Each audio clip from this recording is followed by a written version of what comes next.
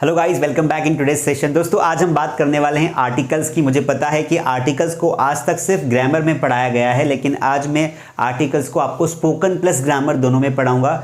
अगर आप as a spoken सीखना चाहते हैं दैट्स ओके, अगर आप एज अ ग्रामर भी सीखना चाहते हैं दैट्स ओके, लेकिन इस बात की गारंटी है अगर आपने आज प्रॉपरली अगर आर्टिकल्स पढ़ लिए तो लाइफ टाइम के लिए आपके सारे डाउट्स क्लियर हो जाएंगे। कौन कौन से ऐसे डाउट्स आते हैं इसको स्टार्ट करो, उसके पहले एक बात आपको बता देता हूं दोस्तों कि आर्टिकल्स में क्या होता है, जो द होता है इस द को कभी दी पढ़ा जाता है और कभी द पढ़ा जाता है। तो इन दोनों का क्या कंसेप्ट है ये भी मैं बताने वाला हूं आज की क्लास में। और आर्टिकल्स में जो ए होता है इसे कभी ए पढ़ा जाता है तो कभी अ पढ़ा जाता है। तो ऐसे क्या कारण है कि द को दी पढ़ा जाता है, द को द पढ़ा जाता है, और ए को ए पढ़ा जाता है और ए को अ भी पढ़ा जाता है। तो दोनों ही बातें, दोनों ही चीज़ें मैं आपको बहुत अच्छे से आज के सेशन में समझाने वाला हूं। अगर आप लास्ट तक बने रहें तो एक एक रूल, कोई रूल नहीं बचेगा, एक एक रूल के बारे में मैं आपको बताऊंगा।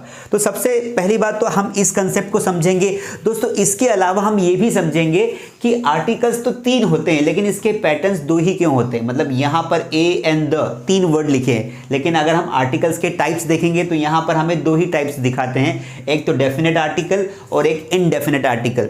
तो फिर ये एक बचा हुआ कहाँ गया या कहाँ पर रखेंगे ये भी कंसेप्ट हम समझेंगे। एक और चीज़ जो बार बार कंफ्यूज करती है आप लोगों को वो ये है कि डेफिनेट का मतलब होता है निश्चित। अब वैसे आपके दिमाग पे कई बार आता है कि यार जब अंग्रेजी बोली जाती है तो द तो कहीं भी लगा दिया जाता है, कभी झरने के पहले आ रहा है, कभी व्यक्ति के पहले आ रहा है, कभी स्थान के पहले आ रहा है, हम जहाँ देखते हैं वहाँ पर द आ जाता है। तो जब द कहीं पर भी आ जाता है फिर इसे डेफिनेट क्यों कहा जाता है, क्यों कहा जाता है डेफिनेट भैया, ये हम समझेंगे। दूसरा, ए और एन का तो फिक्स रूल है कि जो वोवेल साउंड्स होंगे, जो वर्ड्स वोवेल साउंड से स्टार्ट होंगे उनके पहले एन लगाना है, और जो वर्ड कॉन्सोनेंट साउंड से स्टार्ट होंगे उनके पहले ए लगाना है। फिर इन्हें इंडेफिनेट क्यों कहा गया है, इंडेफिनेट का मतलब तो होता है अनिश्चित। कंप्लीटली कंफ्यूजन हो जाता है दोस्तों, इसीलिए आर्टिकल्स को बार बार पढ़ना पड़ता है। आर्टिकल्स हमें क्यों पढ़ाया जाता है? ग्रामर पढ़ाने का सिर्फ एक ही इंटेंशन होता है कि आप प्रॉपर इंग्लिश लिख पाओ और प्रॉपर बोल पाओ, लेकिन हम फिर बार बार ग्रामर पढ़ते हैं, एग्जाम के टाइम पे हम पढ़ के पास हो जाते हैं और उसे भूल जाते हैं। लेकिन डू यू नो दैट कि हमें आर्टिकल्स को ऐसे पढ़ना है ताकि वो हमें रियल लाइफ में काम में आए। जब हम अपनी स्पीच दें इंग्लिश में, that time we need to remember, उस समय हमें समझ में आ जाए, याद आ जाए कि मुझे कौन से आर्टिकल्स का इस्तेमाल कहाँ करना है। बिना टाइम वेस्ट किए आज का सेशन शुरू करते हैं। चलिए, तो सबसे पहले हम बेसिक कंसेप्ट्स की बात करेंगे। थोड़ा लंबा लेक्चर हो सकता है लेकिन यू नीड टू रिमेंबर कि मुझे कंसेप्ट सीखना है। मास स्टडी पर आपको कंसेप्ट सिखाया जाता है ताकि डीप में आप समझ सको। देखिए दोस्तों, यहाँ पर मैंने लिखा है आर्टिकल्स। हम सबको पता है आर्टिकल्स तीन होते हैं, ए एंड द। लेकिन एक बात आपको ध्यान रखना है कि जब आर्टिकल्स को हम बांटते हैं तो इन्हें दो कैटेगरीज में बांटा जाता है। एक होता है डेफिनेट आर्टिकल, एक होता है इनडेफिनेट आर्टिकल। तो एक कौन सा बचा, तो एक बात मैं आपको बता दूं कि डेफिनेट आर्टिकल में हम सिर्फ एक ही आर्टिकल रखते हैं, दैट इज द, ठीक है। और इनडेफिनेट आर्टिकल में हम दो आर्टिकल्स रखते हैं, ए और एन। तो ये जो दोनों है, द का तो अंग्रेजी में कोई मीनिंग ही नहीं होता है। क्या नहीं होता है? नो मीनिंग, है ना। आर्टिकल्स में द का कोई मीनिंग नहीं होता है क्योंकि हम इंग्लिश को हिंदी में कन्वर्ट करते हैं और द हिंदी में लिखा ही नहीं जाता है। जैसे अंग्रेजी अखबारों के नामों के पहले द आता है, the Hindu, the times of India, the free press. लेकिन जो हिंदी के न्यूज़पेपर्स आते हैं उनमें कभी द देखा है आपने? नहीं, सीधा आता है दैनिक भास्कर, नई दुनिया, नव भारत, ये सब आते हैं। तो एक्चुअल में द का कोई हिंदी मीनिंग नहीं होता है, जबकि ए और एन का, इन दोनों का हिंदी मीनिंग एक होता है। क्या होता है? वन। तो इसीलिए ये दोनों अलग अलग नहीं है, ऑब्लिक लगा है, इसका मतलब दोनों में से कोई एक लगाना है। इसलिए चाहे ए आए तब भी मीनिंग एक निकलेगा, चाहे एन आए तब भी मीनिंग एक निकलेगा, अगर वाक्य में किसी वर्ड के पहले लगाया गया है तो। लेकिन किसी वाक्य में किसी वर्ड के पहले अगर द लगाया है तो उसका कोई मीनिंग नहीं होता है, सिर्फ उस वर्ड को स्पेसिफिक बताने के लिए, हाईलाइट करने के लिए द लगाया जाता है। समझ में आ रहा है कि नहीं आ रहा है? द का हिंदी मीनिंग नहीं होता है, किसी अंग्रेजी शब्द को स्पेसिफाई करने के लिए वो लगाया जाता है, और हिंदी वाक्य में कोई वस्तु एक है ये बताने के लिए आपको ए और एन अंग्रेजी में लगाना पड़ता है। Got it? तो ये दोनों बेसिकली, ये दोनों का मीनिंग एक होता है, दोनों मिला के एक ही शब्द का अर्थ देते हैं। इसीलिए इनडेफिनेट आर्टिकल्स में ये जो है ये दोनों का मीनिंग एक होता है, इसलिए एक काउंट करेंगे। तो हो गए ना दो, एक तो हो गया हमारा द और एक हो गया ए और एन। समझ में आया? एक हो गया द हिस्सा और एक ए और एन साथ में लिखेंगे, वो एक ही है पर उनको बीच में अब्लिक है इसलिए उनको एक माना जाएगा। तो इसी प्रकार आर्टिकल्स कितने प्रकार के हो गए? 2 प्रकार के आर्टिकल्स हो गए। एक हो गया हमारा द और एक हो गया एन। तो द हो गया डेफिनेट आर्टिकल और ए और एन हो गया इनडेफिनेट आर्टिकल। इसलिए कई बार आपको पूछा जाता है कि आर्टिकल्स कितने प्रकार के होते हैं, लोग बोलते हैं 3 प्रकार के, ए एन द। गलत है, 2 प्रकार के ही होते हैं, डेफिनेट जिसमें द रखते हैं और इनडेफिनेट जिसमें ए और एन रखते हैं, जो एक है। नाम 2 है उनके, 2 वर्ड है लेकिन वो मीनिंग में एक ही निकालेंगे। I hope this concept is very clear, very much clear. अब हमें इतना समझ में आ गया सर कि डेफिनेट जो आर्टिकल्स होता है वो डेफिनेट आर्टिकल्स में क्या होता है कि हम द को रखते हैं, इनडेफिनेट में हम एन को रखते हैं। अब सर ये बता दीजिए कि डेफिनेट आर्टिकल्स में द को क्यों रखा जाता है? देखो द क्या करता है, चीज़ों को स्पेसिफिक बनाता है। क्या करता है? स्पेसिफिक। स्पेसिफिक का मतलब होता है विशेष बनाना। तो द का इस्तेमाल कहाँ करेंगे? जिस भी वर्ड के पहले द लगाया जाएगा वो द विशेष व्यक्ति बन जाए, विशेष वस्तु, व्यक्ति या कुछ भी बन सकता है। जैसे एग्जांपल देखते हैं, किसी विशेष व्यक्ति, वस्तु या स्थान के पहले हम द का इस्तेमाल करते हैं। विशेष मतलब क्या होता है? देखो ताजमहल ऑब्वियसली विशेष है। इस पृथ्वी पर सबसे बड़ा जो प्लेनेट है वो क्या है? वो पृथ्वी पर बड़ा प्लेनेट नहीं, इस पूरे ब्रह्मांड में सबसे बड़ी चीज़ क्या है? सूर्य है। तो सूर्य क्या है? वो स्पेसिफिक हो गया। सूर्य क्या हो गया है? स्पेसिफिक।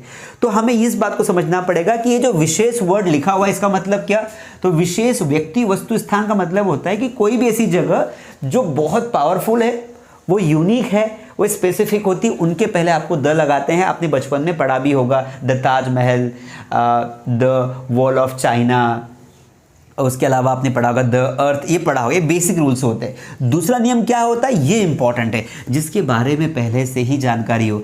चाहे कोई नॉर्मल व्यक्ति हो लेकिन उसके बारे में हमें पहले से जानकारी हो तो हम उसके पहले द लगाते हैं। ठीक है, तो इस नियम को हम समझते हैं अच्छे से कि द कहाँ लगाएंगे? जिसके बारे में पहले जानकारी हो हमें। तो एक वाक्य में लिख रहा हूँ, दरवाजे पर, जैसे मैंने कहा कि दरवाजे पर वो लड़का है। मान लो कोई लड़का आता है, आपको लड़का आपके गेट पर आ गया और आपने कहा कि भाई दरवाजे पर, आपका जो बच्चा है उसने कहा कि दरवाजे पर कोई है। तो दरवाजे पर वो लड़का है, दरवाजे पर वो लड़का है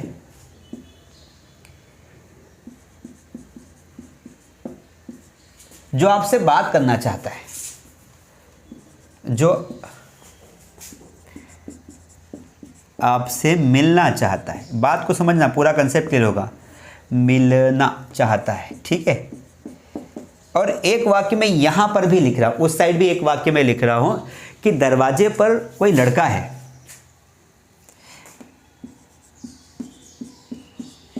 दरवाजे पर कोई या फिर एक लड़का है। दोस्तों इन दोनों सेंटेंसेस में आपको क्या डिफरेंस नजर आ रहा है? ध्यान से देखिए, बिल्कुल समय लगेगा लेकिन मजा आ जाएगा। दरवाजे पर कोई लड़का है जो आपसे मिलना चाहता है, दरवाजे पर कोई एक लड़का है या कोई लड़का है, ठीक है। यहां पर एक पूर्ण वाक्य है। इस सेंटेंस को पढ़ने के बाद आपको यह समझ में आ रहा है दरवाजे पर वो लड़का है, वो का मतलब होता है कि उस लड़के से आप पहले मिल चुके हैं, तभी तो बोल रहे वो लड़का है। तो आपने क्या बोला? जिसके बारे में पहले बात की जा चुकी हो। और यहां पर देखेंगे कि दरवाजे पर कोई लड़का है, अब आप नहीं जानते हैं वो कौन है, लेकिन इट इज कंफर्म्ड कि वहां पर एक ही लड़का है। तो इस वाक्य को पढ़ने के बाद हमें सेंटेंस में समझ में आ रहा है कि दरवाजे पर ऐसा लड़का है जिसकी जानकारी हमें पहले से है। तब हम यहां पर जो वाक्य बनाएंगे वो ये बनेगा कि देयर इज द बॉय, जो आपसे मिलना चाहता है। तो यहां पर मैं इसे हिंदी में समझा देता हूं पहले कि वो लड़का, यहाँ पर जो वो लड़का है इसको ऐसे समझते हैं तो ज़्यादा बेहतर समझ में आएगा। वो लड़का के लिए यहाँ पर आएगा द बॉय। अब तो समझ में आ गया ना? अब तो समझ में आया कि नहीं आया? ठीक है, अगर आया तो शेयर करो, दोस्तों को बताओ कि भाई बढ़िया इंग्लिश पढ़ाते हैं। वो लड़का मतलब द बॉय। जबकि यहाँ पर दरवाजे पर कोई लड़का है, अब हमें उस लड़के के बारे में जानकारी नहीं है, हम पहली बार उसे मिलेंगे, तो यहाँ पर उसी लड़के के लिए अ बॉय आ जाएगा। आप समझे कि नहीं समझे दोस्तों? समझ में आ रहा है? जब किसी ऐसे वस्तु की बात करते हैं जिसका जिक्र पहले से किया जा चुका है, उसे हम स्पेसिफिक बना देंगे और उसके पहले द लगा देंगे। पहली बार किसी से जब हम बात करेंगे तो फिर हम जो है कोई किसी वस्तु की बात करेंगे, किसी स्थान की बात करेंगे तो वहाँ पे अ लगाएंगे। एक और एग्जाम्पल से मैं आपको समझाता हूँ। जैसे मैंने कहा ये वही लड़का है जिससे मैं कल मिला था। अब बिल्कुल ध्यान समझना, आपको पूरे कंसेप्ट समझाएंगे पूरे, ताकि आप स्पोकन में गलती ना करें, ग्रामर में गलती ना करें। जैसे मैंने कहा यह वही लड़का है जिससे या जिसे मैं कल मिला था। मैं कल मिला था, ये एग्जाम्पल है हमारा। और यहां पर मैं क्या लिख रहा हूं, इसमें यहां पे थोड़ा सा ब्रैकेट में लिख देता हूं ताकि आपको याद रहे।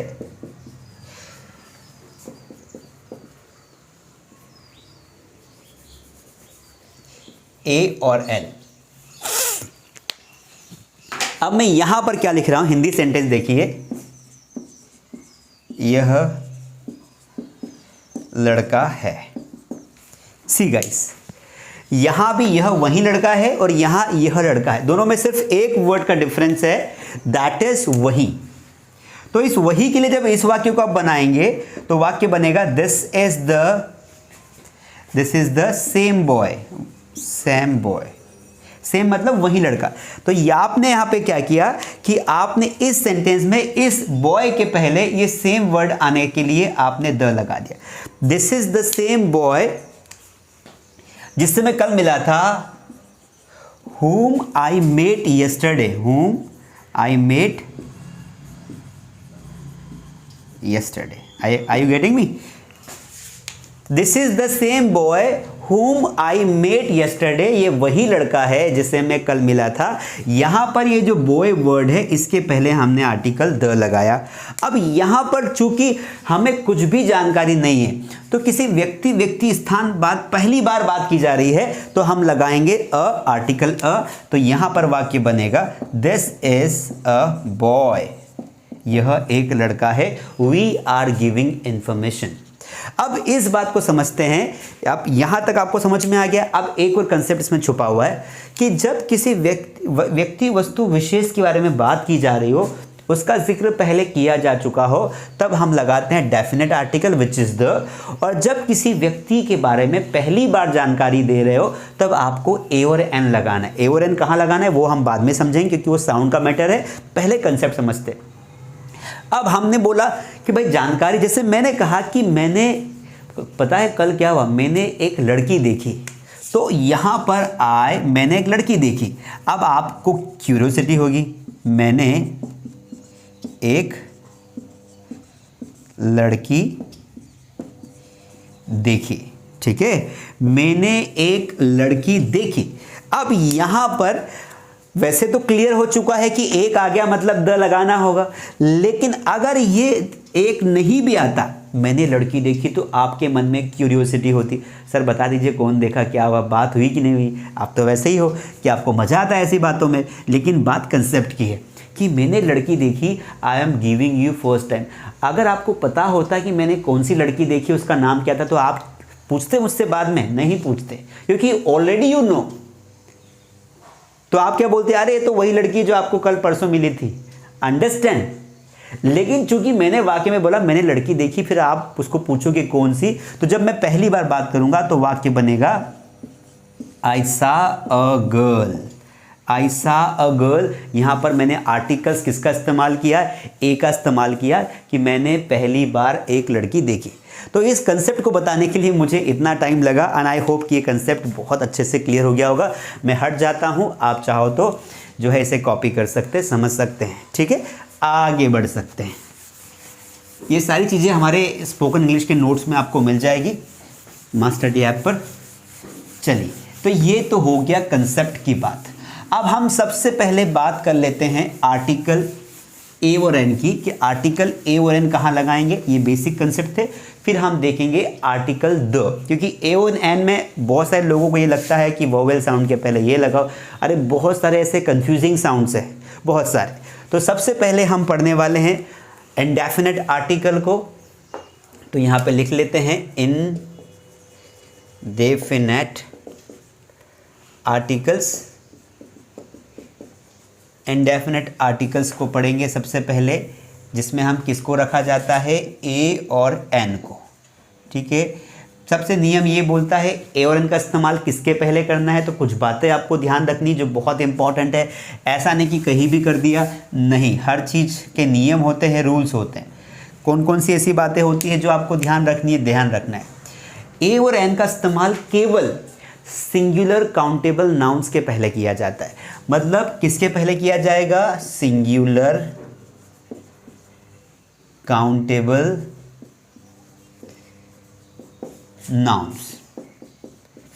Now let us understand what is singular countable nouns.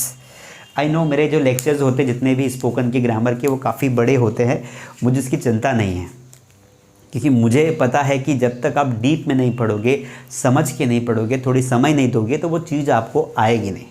Time pass पढ़ना हो तो फिर बहुत सारे चैनल्स हैं, बहुत सारे कोर्सेज हैं, वहाँ जाइए। मास स्टडी ऐप पर आपको सिर्फ और सिर्फ कंसेप्ट मिलेगा। थोड़ा टाइम दोगे तो आप किसी को वर्थ गिविंग बता पाओगे, उसको वर्थ मिलेगा। वर्थ मतलब कोई काम की चीज़, इसीलिए। अब ये सिंगुलर काउंटेबल नाउन क्या होता है, कुछ लोगों को पता है, कुछ लोगों को नहीं पता है। देखो, ए और एन आप वही लगाना जहाँ पर या तो वो एक वस्तु हो, मतलब वो एक वस्तु होनी चाहिए। आप बॉयज़ के पहले नहीं लगा सकते। एक वस्तु मतलब जैसे यहाँ पर है ये बॉय, तो इसके पहले आप ए और एन में से ए लगा देंगे। क्यों? क्योंकि यहाँ पर ये बॉय जो है एक लड़का है। ठीक है, अगर यहाँ पर आपने बॉयज़ लगा दिया तो यहाँ पर आर्टिकल्स नहीं लगेगा, क्योंकि ये प्लूरल है। सिंगुलर मतलब एक वस्तु होना चाहिए, ये क्या है, ये प्लूरल है, इसलिए यहाँ पर आर्टिकल नहीं लगाया जाएगा। तो ये समझ में आया आपको कि भाई एक वस्तु होगी तो दूसरा, वो वस्तु क्या होनी चाहिए, काउंटेबल, मतलब गणनीय होना चाहिए। क्या होना चाहिए, गणनीय होना चाहिए। गणनीय मतलब विच कैन बी काउंटेड। क्या आप दूध को काउंट कर सकते हैं? नहीं। क्या आप पानी को काउंट कर सकते हैं? Answer is no. क्या आप ऐसा बोलते हैं मुझे 2 पानी दे दीजिए? नहीं, आई नीड 2 वाटर्स नहीं होता है। तो गणनीय मतलब कैसे, जैसे मैंने यहाँ पे कहा कि एक कुर्सी लाओ, तो यहाँ पर ये जो चेयर है ये एक काउंटेबल वस्तु है, तो यहाँ पर ए लगाएंगे। अगर चेयर से तो नहीं लगता, लेकिन यहाँ पर देखिए, अगर यहाँ पर वाटर होता, वाटर मतलब पानी, तो यहाँ पर आर्टिकल्स नहीं लगाया जाता, द लगने की गुंजाइश है। लेकिन जब वो हम ऐसा बोलते हैं कि तालाब का पानी, the water of the pond, तो लगता है, वो बात का मैटर है। ठीक है, द चेयर। तो यहाँ पे ध्यान रखना है कि सिंगुलर काउंटेबल नाउन्स के पहले ही आर्टिकल्स ए और एन का इस्तेमाल किया जाता है। I hope the concept is very much clear. अब इसे ग्रामर की दृष्टि से पढ़ेंगे तो भी अच्छा है, अगर आप इसे स्पोकन की दृष्टि से पढ़ेंगे तो और ज़्यादा अच्छा है। Choice is yours.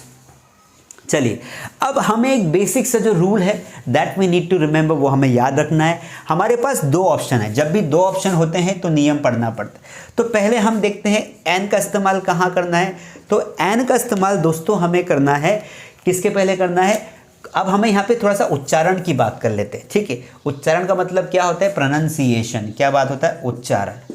हम सबको पता है कि अंग्रेजी जो अल्फ़ाबेट से होते हैं, दैट इज़ अल्फ़ाबेट्स जो होते हैं वो कितने होते हैं, 26 होते हैं। ये मैंने पहले दिन की क्लास में ही आपको बताया है। If you watch my classes regularly तो आपको पता है 26 अल्फ़ाबेट्स होते हैं।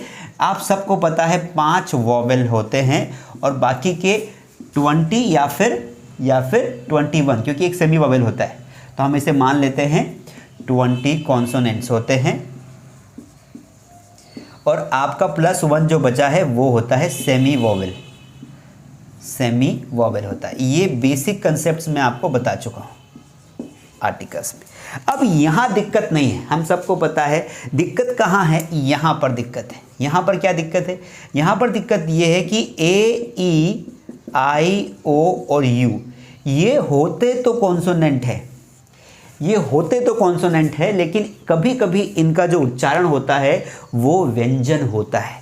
समझ में आ रहा, कभी कभी इनका जो उच्चारण होता है, कभी कभी इनका जो उच्चारण होता है वो क्या निकल आता है, मतलब प्रोनाउंसिएशन वो व्यंजन हो जाता है। कैसे? जैसे मैंने एक वर्ड लिखा यहां पर यूनिवर्सिटी। अब यहां पर ये है तो वोवेल लेटर, लेकिन इसका उच्चारण यह है जो कि एक व्यंजन है। हिंदी में अ से अह तक स्वर माना जाता है, क से ग तक क्या माना जाता है, कॉन्सोनेंट माना जाता है ना। अ से अह तक क्या होता है, स्वर होता है। अरे भाई समझ में आ रहा है कि नहीं आ रहा है? अ से अह तक हम हिंदी में स्वर मानते हैं और क से ग तक हम हिंदी में क्या मानते हैं, व्यंजन मानते हैं। समझ रहे बात को? तो अब यहाँ पर ये जो यति का यह है, ये तो व्यंजन आता है, तो है ये व्यंजन प्रोनाउंसिएशन, लेकिन अंग्रेजी में ये है vowel letter.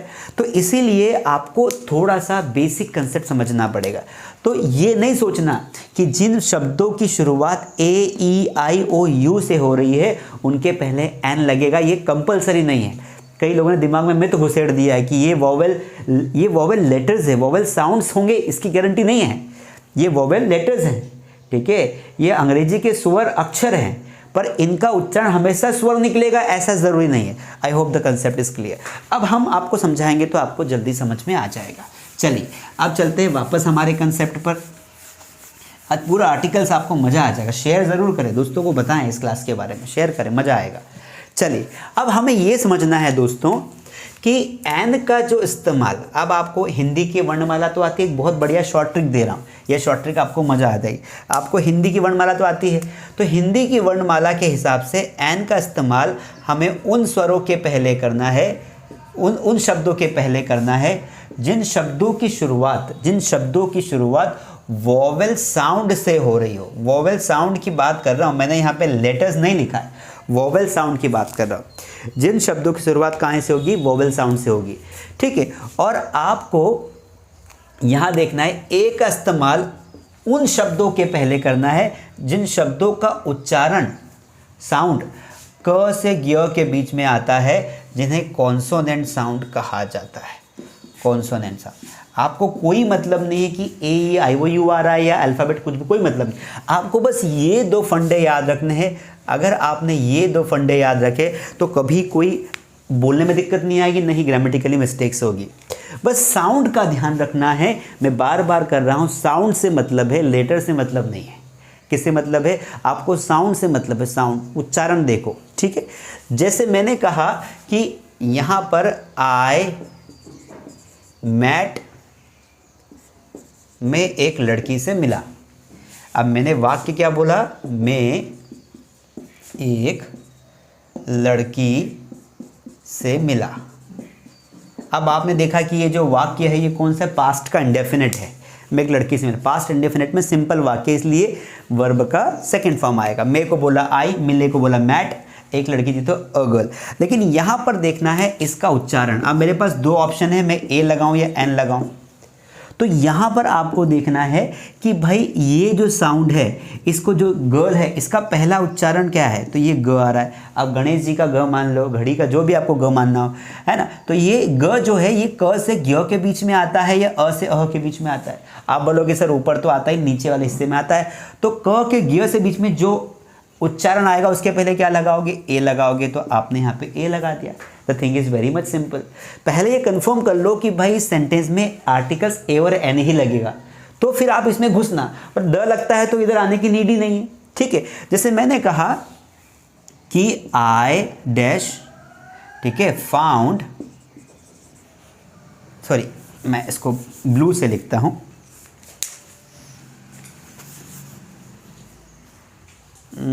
I found dash bag, मुझे बैग मिला। अब मैं यहाँ पर क्या लगाऊं बताओ?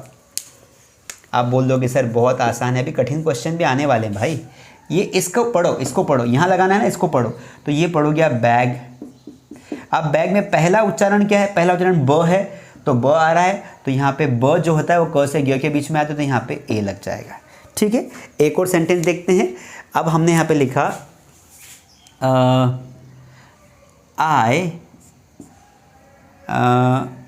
आई हैव डैश, मैंने यहाँ पे आई लिख दिया, आई मतलब आंखें, मेरे पास एक ही आंख है मैंने कहा, तो आई, अ उच्चारण आ रहा है। अब अ वोवेल साउंड है, वोवेल साउंड है, स्वर आ रहा है इसमें, तो यहाँ पे एन लगा दे। इससे कोई मतलब नहीं कि ई आ रहा है कि बी आ रहा है, इससे मतलब नहीं। इसको पढ़ेंगे, इसको पढ़ने के बाद हम देखेंगे कौन सा उच्चारण है, and then will put the articles. अब यहाँ पर कुछ वर्ड्स की प्रैक्टिस करते हैं। तो जैसे मैंने कहा यहाँ पर मैंने कुछ वर्ड्स लिख दिए हैं, एलिफेंट। अब आपको इन वर्ड्स के पहले आर्टिकल्स लगाना है। मैंने लिखा यूनिट। मैं आपको एक एज अ क्लास वर्क दे रहा हूँ, आपको क्लास को पॉज करना है, रोकना है, इनमें फिट करना है पेन कॉपी से, फिर आपको चेक करना है, क्योंकि मैं लास्ट में इनके आंसर्स बताऊंगा। ठीक है, मैंने यहाँ पे लिखा यूरोपियन।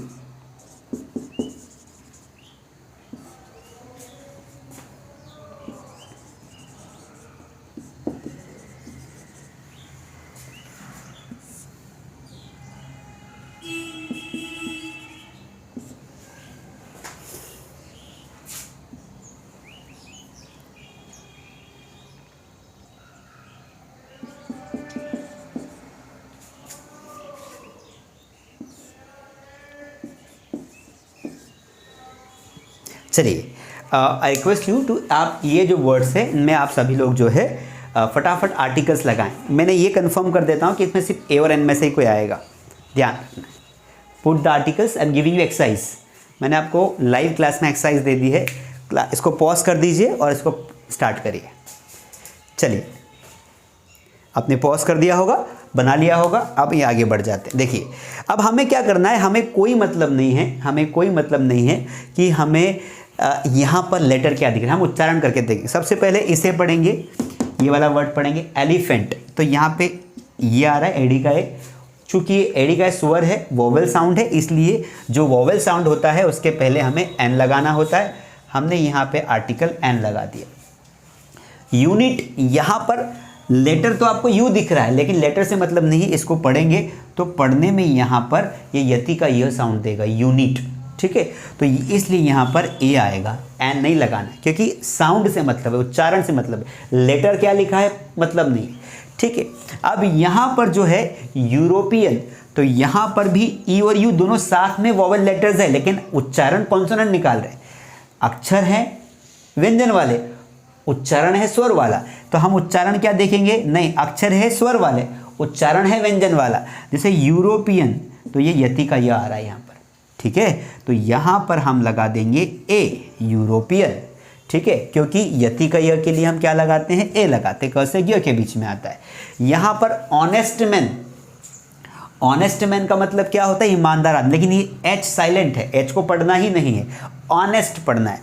तो यहाँ पर आ रहा है या ओ आ रहा है, इसलिए यहाँ पर एन आ जाएगा, क्योंकि एच हट जाएगा, साइलेंट है, तो बचेगा ओ, और ओ का उच्चारण तो ओ ही निकलता है। अब यहाँ पर पेन, प आ रहा है पतंग का, तो ये व्यंजन है, और व्यंजन है, कॉन्सोनेंट है, तो यहाँ पे ए लगा देंगे। अब ये दो वर्ड, ईयर, बहुत इंपॉर्टेंट वर्ड है। ईयर का मतलब क्या होता है, कान होते हैं, और ईयर का मतलब क्या होता है, वर्स होता है। दोनों का प्रोनाउंसिएशन लगभग सेम है, लेकिन फिर भी बारीक सा अंतर है। एग्जाम में कई बार आ चुका है, बोलने में कई कंफ्यूजन होते हैं। ईयर, इसका जो उच्चारण है वो निकल रहा है ईयर। ठीक है, इसका जो उच्चारण हो रहा है वो है ये वाला ईयर। तो यहाँ पर ये इमली का ई है, जो कि स्वर है, जो कि कॉन्सोन, जो कि वोवेल साउंड है, इसलिए वोवेल निकल रहा है, इसलिए यहाँ पर तो आ जाएगा एक कान, मतलब एन ईयर, ई आ रहा है, लेकिन ये ईयर है, year, not year, it's year. तो इसका जो प्रोनाउंसिएशन है वो है ईयर। बड़ा का मात्रा है, प्रेशर देना है, ईयर। सो अ ईयर, ऐसा, अ ईयर अगो, इस तरीके से। तो यहाँ पर ए आएगा, क्योंकि यहाँ पर यति का ये साउंड है। तो इसलिए बहुत बारीक चीज़ें होती है, ग्रामेटिकली भी आपको काम में आती है, और ऐसे भी आपको काम में आ जाती है। तो ये सारी चीज़ें आपको जो है ध्यान रखना है। अब कोई सा भी सेंटेंस आ जाएगा, पहले आपको सेंटेंस को देखना है। अगर कंफर्म हो जाए आपको कि हाँ मुझे यहाँ पे ए और एन लगाना है, इंडेफिनेट आर्टिकल लगाना है, तो ये बस दो नियम याद रखिए। अ से अह तक ए लगाना है, क से ग तक एन लगाना है। बोलो, सही बोला? नहीं सर, गलत है। अ से अह तक तो एन लगाना है, लेकिन क से ग तक क्या लगाना है, ए लगाना है। कंफ्यूज नहीं होना है, किसी एक लैंग्वेज को फॉलो करना है। अगर आपको हिंदी में याद करना है तो हिंदी में याद कर लो कि वोवेल साउंड्स के पहले मुझे, है ना, स्वर स्वर ध्वनियों के पहले मुझे एन लगाना है, व्यंजन ध्वनियों के पहले मुझे ए लगाना है। इंग्लिश में अच्छा लगता है, इजी है, तो जिन वर्ड्स का साउंड क्या होगा, वोवेल होगा, उनके लिए हम एन लगाएंगे। जिन वर्ड्स की शुरुआत कॉन्सोनेंट साउंड से होगी उनके लिए हम ए लगाएंगे। That's it. चलिए आगे बढ़ जाते हैं। अब थोड़ा सा, अब मेरे हिसाब से वैसे कोई नियम नहीं बचा है ना, कोई रूल नहीं बचा है, आपको ध्यान रखना है। अब आगे आ जाते हैं, let us talk about the एक बहुत बड़ा एरिया है। द में दो प्रकार के रूल्स होते हैं, एक होते हैं स्पेसिफिक रूल्स, एक होते हैं कॉमन रूल्स। कॉमन रूल्स तो हमने बचपन से पढ़े हैं दोस्तों, बचपन से ही हम पढ़ते आ रहे हैं कॉमन रूल्स को, तो उनको मेरे हिसाब से उनको पढ़ने में कोई मतलब है नहीं। आपको स्पेसिफिक रूल्स ही बता देता हूँ, ऐसे रूल्स जो एग्जाम्स में आते हैं, जो आपको बोलने में दिक्कत देते हैं। चलिए, तो सबसे पहले हम पढ़ेंगे डेफिनेट आर्टिकल्स में द का इस्तेमाल कहाँ कहाँ करते हैं। तो let me right definite article. तो यहाँ लिख दिया मैंने डेफिनेट आर्टिकल्स।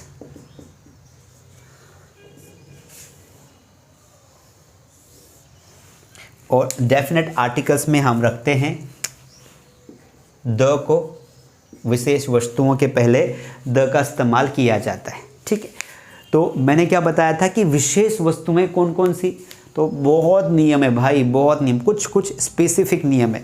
तो एक तो नियम मैंने आपको, इसका कोई नंबर नहीं होता है, इसमें एक कंसेप्ट आपको ध्यान रखना है, ये कहीं भी आ सकता है, ये काउंटेबल नाउन के पहले भी आ सकता है, अनकाउंटेबल नाउन के पहले भी आ सकता है। तो यहाँ पर नियम देख लीजिए, काउंटेबल के पहले भी आ सकता है या फिर अनकाउंटेबल के पहले भी आ सकता है, ये सिंगुलर के पहले भी आ सकता है, ये प्लूरल के पहले भी आ सकता है। देखिए दोस्तों कितने बड़े नियम हैं, मतलब कोई दायरा नहीं है, फिर भी इसे डेफिनेट कहा जा रहा है। कितनी विडंबना की बात, जिसका कोई ठिकाना ही नहीं है वो कहाँ आ सकता है, फिर भी उसको क्या मान रहे हैं, निश्चित। डेफिनेट का मतलब निश्चित, तो ऐसा रहता है भैया। इंग्लिश है, नहीं पढ़ोगे तो समझ में नहीं आएगा। काउंटेबल मतलब जो एक हो, काउंटेबल मतलब जो गणनीय हो, अनकाउंटेबल मतलब जो अगणनीय हो, सिंगुलर एक हो, प्लूरल एक से ज़्यादा, कहीं भी आ सकता है। तो नियम याद करने पड़ेंगे, कहीं भी नहीं लगा सकते, ऐसा नहीं होता है, आपको थोड़ा सा पढ़ना पड़ेगा। चलिए देखते हैं।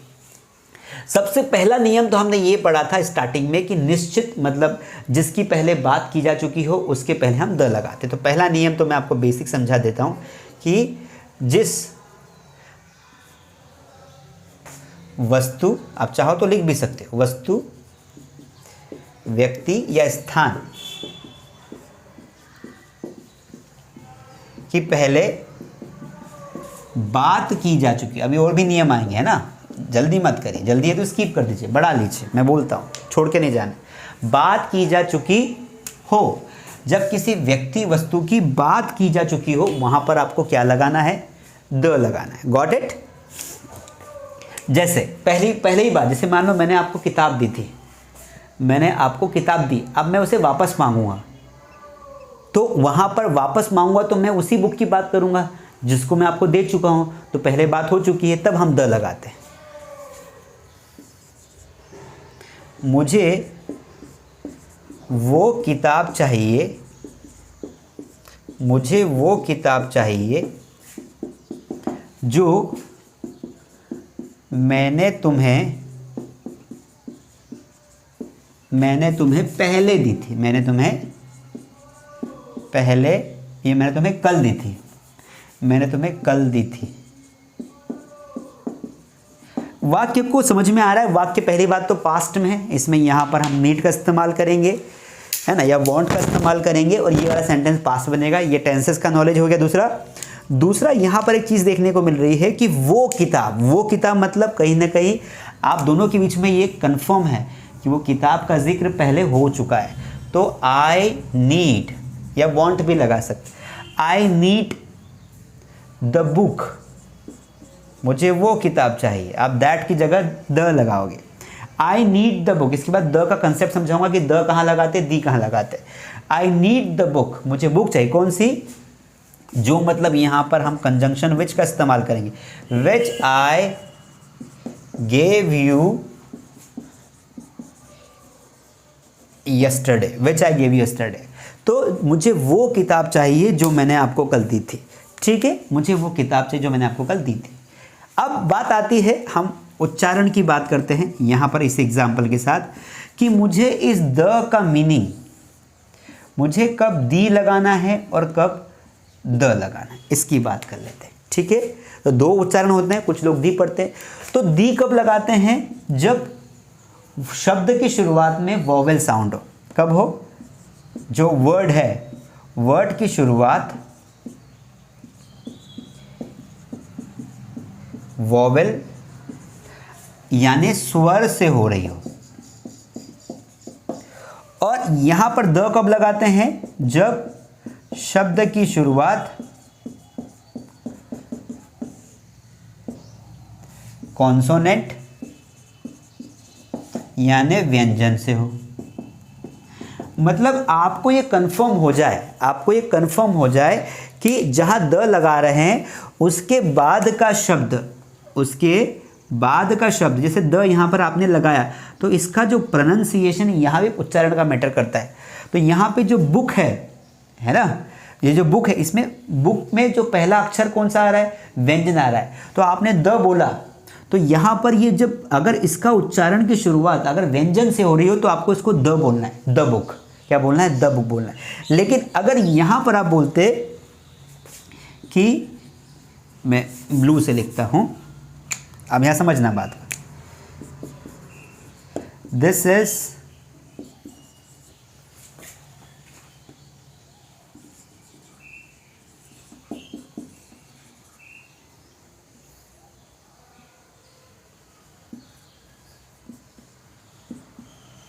इसको ऐसा पढ़ता हूँ।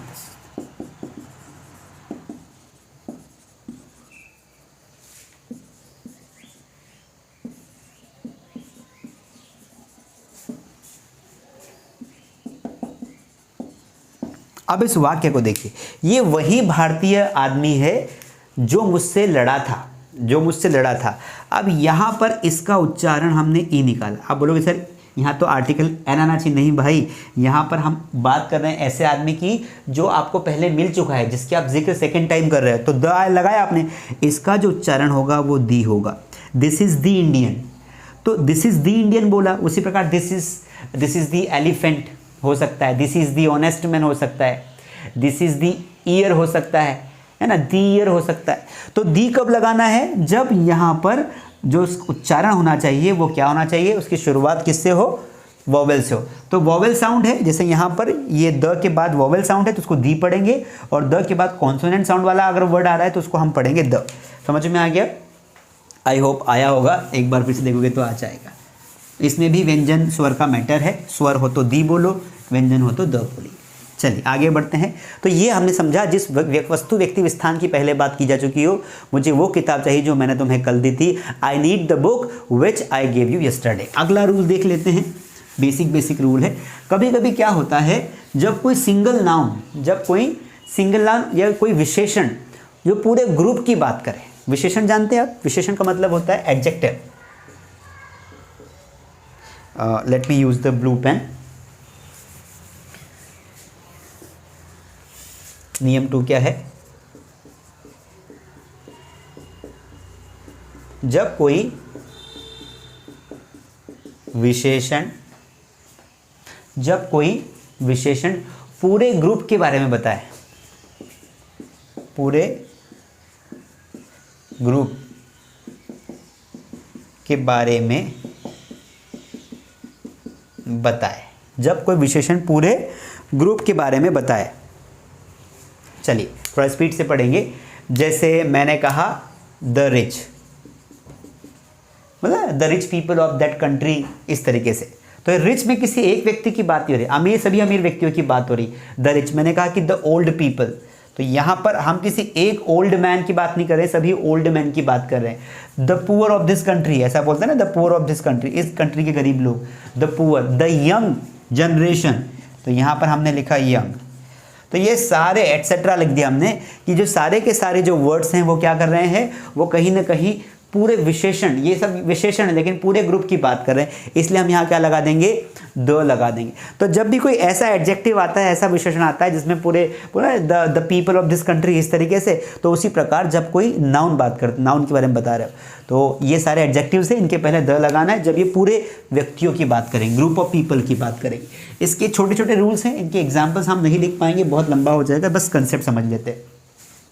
इसके अलावा एक और जो रूल होता है या जो बात हम करते करते भूल जाते हैं, दैट इज कि जब सुपरलेटिव डिग्री की बात करेंगे, मतलब एडजेक्टिव में एक डिग्री होती है, एडजेक्टिव में जब आपको ग्रामर पढ़ाऊंगा तो उसमें समझ में आएगा, सुपरलेटिव डिग्री होती है, सुपरलेटिव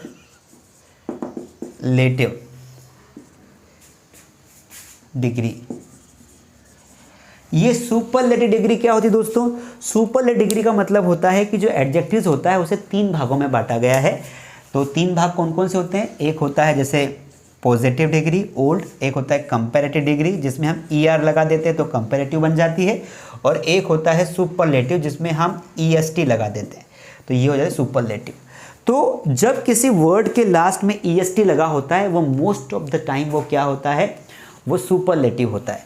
जैसे एक वर्ड है ओल्डेस्ट, तो इसके पहले हमें द लगाना है, क्या लगाना है, द। तो जैसे ये ओल्डेस्ट है ना, तो इसको यहाँ लिखता हूँ,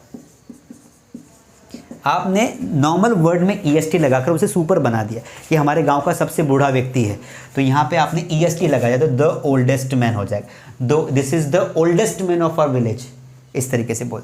उसी प्रकार टॉलेस्ट, मान लो कोई सबसे ऊंचा है तो उसे टॉलेस्ट बोलेंगे, तो उसके पहले भी आपको क्या लगाना है, द लगाना है। उसी प्रकार अगर ये एक वर्ड वाला जो है हमारा, ये वन वर्ड वाला सिलेबल वाला वर्ड है, अगर 2 सिलेबल वाला वर्ड हो, जैसे ब्यूटीफुल वर्ड है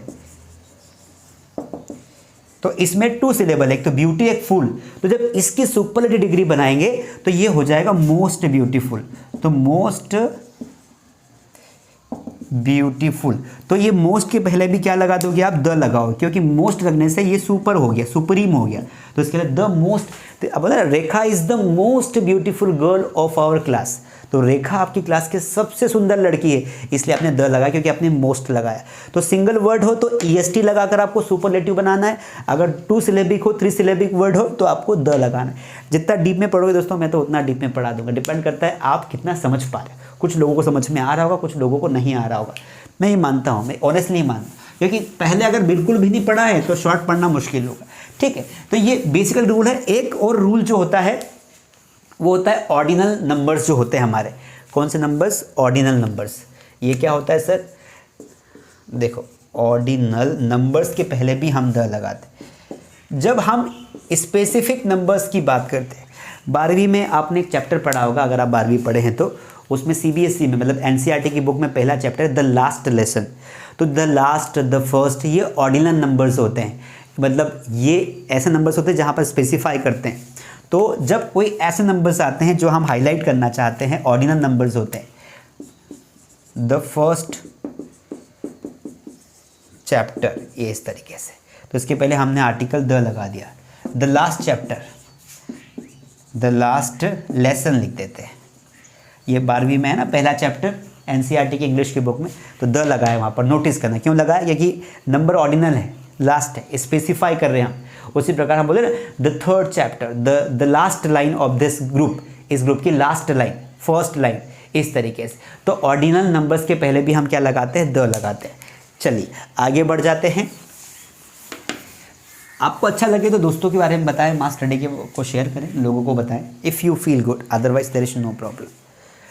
you can also follow me on Instagram पे ज़रूर फॉलो करें। कुछ बेसिक नियम, ये तो स्पेसिफिक नियम थे, अब हम द की बात करते हैं, वो नियमों को जिनको हम पैदा होते ही पढ़ते आ रहे हैं, ठीक है। तो फटाफट 5 मिनट में रिकेप करवा दूंगा, क्योंकि ये नियम कहीं ना कहीं अब आपको पता है। जैसे सबसे पहले हम यूनिक वस्तुओं के पहले द लगाते हैं, तो यहाँ पर हम लिख देंगे before unique things, before unique things. जितनी भी अद्वितीय वस्तु होते हैं दुनिया में, एक होती है, अद्वितीय होती है, उनके पहले हम द लगाते हैं। तो जैसे कि हमारा हो गया द अर्थ, अर्थ एक है, हो गया हमारा द मून, मून एक है, द सन एक है, एटसेट्रा लगा देंगे, फटाफट लिखेंगे। लिखना हो तो लिख लो, पढ़ना हो सुन लीजिए सिर्फ, तो भी याद हो जाएगा। इसके अलावा बिफोर रिवर्स, जितने भी रिवर्स के नाम होते हैं, चाहे छोटे रिवर्स हो बड़ी रिवर्स हो, जितने भी रिवर्स के नाम आ जाएंगे आपको द लगाना है, चाहे भारत की हो चाहे भारत के बाहर की हो। तो जैसे भारत में तो गंगा ही फेमस है, द गंगा। हमारे एमपी में नर्मदा फेमस है, द नर्मदा एटसेट्रा, ब्रह्मपुत्र, कावेरी, यमुना, इस तरीके से। तो रिवर्स के पहले भी आपको द लगाना है। इसके पहले जितने भी बिल्डिंग्स होते, किले होते हैं, है ना, बिफोर फोर्ट्स जो किले होते हैं या मोनूमेंट्स होते हैं, उनके पहले भी आपको क्या लगाना है, मोनूमेंट्स मतलब इमारतें जो होती है, इमारतें, उनके पहले भी आपको द लगाना होता है। पुरानी इमारतें जैसे द ताज महल, है ना, the red fort, the red fort. मैं थोड़ा स्पीड से लिख रहा हूँ, टाइम काफ़ी ज़्यादा हो गया है, रेड फोर्ट नहीं रेड फोर्ट है, ठीक है। तो please don't mind my writing क्योंकि समय कम है, बहुत लंबा खींच दिया मैंने लेक्चर को। बाकी आपको बहुत मज़ा आएगा, समझ में बहुत आया होगा। भाई ये ज्ञान कहाँ मिलता हमें, है ना, और ज्ञान के लिए तो लोग कोसों दूर चले जाते, 4-4 साल तक चल के जाते थे पहले गुरु लोग। तो बिफोर द मोनूमेंट्स। इसके अलावा जो एक कंट्रीज़ होती है, कुछ कंट्रीज़ बिफोर स्पेसिफिक कंट्रीज़ के पहले, स्पेसिफिक कंट्रीज़ के पहले, स्पेसिफिक कंट्रीज़ क्या होती है, ऐसी कंट्रीज़ जिनमें यूनाइटेड शब्द लगा आता है ना, तो वहाँ पर भी हम द लगा, जैसे द यूनाइटेड अगर वर्ड लगा हो या किंगडम वर्ड लगा तो यूनाइटेड किंगडम या the United states of America, इस तरीके से यहाँ पे द लगेगा। द यूनाइटेड किंगडम लिखा होता है, द यूनाइटेड किंगडम, इस तरीके से। कुछ कंट्रीज़ के पहले हम द लगाते हैं, ठीक है, बाकी उसके पहले ये यूनाइटेड लगाना ज़रूरी है। आगे बढ़ जाते हैं। ऐसे और कौन कौन से रूल्स बचते हैं, बहुत सारे, मतलब मैं लिखवाऊंगा तो मुझे तो 1 घंटा और लगेगा, क्योंकि बहुत बेसिकली रूल्स बना दिए गए जो 7th 8th स्टैंडर्ड के क्लासेस में आते हैं। जैसे हमने एक और नियम देखा कि जैसे म्यूज़िकल इंस्ट्रूमेंट्स के पहले भी हम द लगाते हैं, जितने म्यूज़िकल इंस्ट्रूमेंट्स होते हैं ना उनके पहले द लगाया जाता है, ठीक है। जैसे द गिटार, गिटार के पहले आपको हमेशा द लगाना है। द ड्रम, ठीक है, द फ्लूट, फ्लूट के पहले भी आप द लगा देना, एटसेट्रा। उसके अलावा हारमोनियम आ जाएगा, जो भी आप बजाते हो।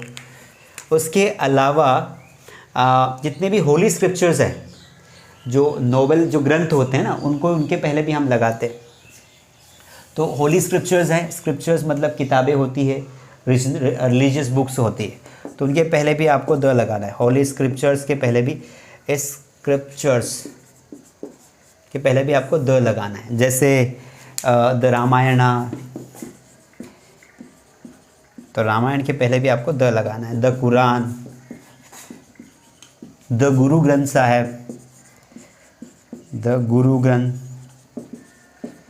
साहब, द बाइबल, इस तरीके से एटसेट्रा लगा देना, द बाइबल। तो जितने भी द गीता है, जितने भी ग्रंथ होते हैं इंडिया में, सभी ग्रंथों के पहले या बाहर भी उनके पहले आपको द लगाना होता है। जितने भी सुपर फास्ट ट्रेनें होती, सुपर फास्ट, उनके पहले भी आपको द लगाना होता है।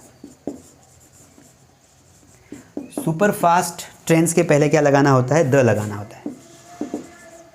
जैसे the Avantika express, Avantika express, इस तरीके से। और भी बहुत सारी है, द अमृतसर एक्सप्रेस, जो भी आपको लगाना लगा लेना, टाइम कम है। इसके अलावा इंग्लिश न्यूज़पेपर्स के पहले भी हम लगाते हैं द, इंग्लिश न्यूज़पेपर्स के पहले भी द लगाते हैं। जैसे the times of India, the times of India, बहुत सारे नियम हैं। Times of India, the free press, ठीक है। और भी रूल्स बहुत सारे हैं, आई एम रियली सॉरी कि टाइम कम है। आप ये बेसिक रूल्स होते हैं, इनको याद रखने की नीड नहीं, 1-2 बार पढ़ोगे तो याद हो जाएंगे एग्जाम की दृष्टि से, ठीक है। आई होप आज की क्लास आपके लिए बहुत अच्छी रही होगी, आपने बहुत कुछ सीखा होगा। दोस्तों को ज़रूर बताएं इस क्लास के बारे में, और ऐसा ही पढ़ना चाहिए। जब भी किसी टॉपिक को पढ़ो तो उसको इतना इंटरनल पढ़ो, इतना डीप पढ़ो कि हमें किसी किताब की, किसी और क्लासेस की आवश्यकता ना पड़े। Thank you so much. I will see you in the next class.